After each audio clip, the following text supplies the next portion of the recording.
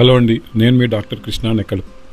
ఈరోజు interesting topic వచ్చేసరికి చదువు అంటే భయపడే పిల్లల కోసం. మీ పిల్లలు కూడా చదువు అంటే నిజంగా భయపడుతున్నారా? పుస్తకాలు తీయంగానే కడుపు నొప్పి అని, తలనొప్పి అని, లేదంటే వాటర్ అని, బాత్రూమ్ అని తిరుగుతున్నారా? ఏమై ఉంటుంది? ఇది ఒక రకమైన ఫోబియా. దీన్ని సైకాలజీలో సోఫోఫోబియా అంటే చదువుకోవటం లేదా కొత్త విషయాలు నేర్చుకోవాలి అనుకున్నప్పుడు బ్రెయిన్ ఒక తీవ్రమైన ఒత్తిడికి గురవుతుంది.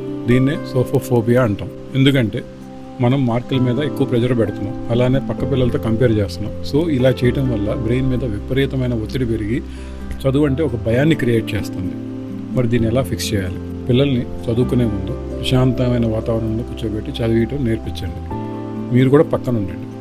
అండ్ పుస్తకాలు తీయగానే తిట్టడం కానీ లేకపోతే అరవటం కానీ చేయకుండా వాళ్ళు ఫోకస్ చేసేటట్టు ప్రయత్నించండి.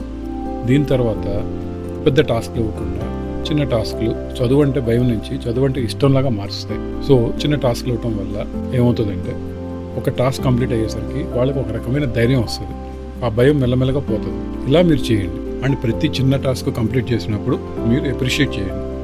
మార్కులు కాదు, నీకు కాన్సెప్ట్ అర్థం కావాలి అన్నది వాళ్ళకి చెప్పండి. మీరు కూడా పక్కన ఉంటే వాళ్ళకి ధైర్యంగా ఉంటుంది, ఈజీగా చదువుతారు.